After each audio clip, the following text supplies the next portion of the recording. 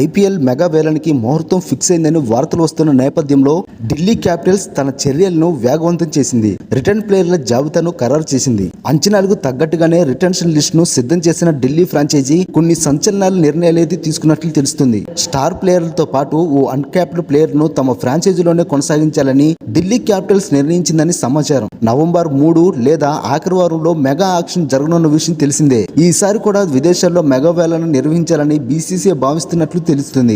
IPL 17వ season కు గత December లో దుబాయ్ వేదికగా వేలం జరిగింది. అయితే ఈసారి అబుదాబి లేదా లండన్ వేదికగా ఐపీఎల్ మెగా వేలాన్ని నిర్వహించనున్నట్లు తెలుస్తుంది. రిటెన్షన్ నిబంధనను ఖరారు కాకముందే ఢిల్లీ క్యాపిటల్స్ తమ జాబితాను దాదాపుగా సిద్ధం చేసింది. రిటెన్షన్ జాబితాలో తమ ప్రథమ ఎంపిక రిషబ్ పంత్ గా నిర్ణయించుకుంది. ప్రస్తుతం పంత్ ఐపీఎల్ జీతం 16 కోట్లు. అయితే బీసీసీఐ నిర్దేశించిన రిటెన్షన్ ఫీజు ఆధారంగా పంత్కు మరింత మొత్తాన్ని అందించడానికి ఢిల్లీ ఫ్రాంచైజీ సిద్ధంగా ఉంది. ఇటీవల దీనికి సంబంధించిన విషయం గురించి ముంబైలో ఫ్రాంచైజీ సహ యజమాని పార్థ్ జిందాల్ తో పంత్ చర్చించాడు. రోడ్డు ప్రమాదం కారణంగా పంత్ ఐపీఎల్ 2023 సీజన్ కు దూరమైనప్పటికీ గత సీజన్ లో పూర్తి స్థాయిలో కెప్టెన్, వికెట్ కీపర్ గా బాధ్యతలు అందుకున్నాడు.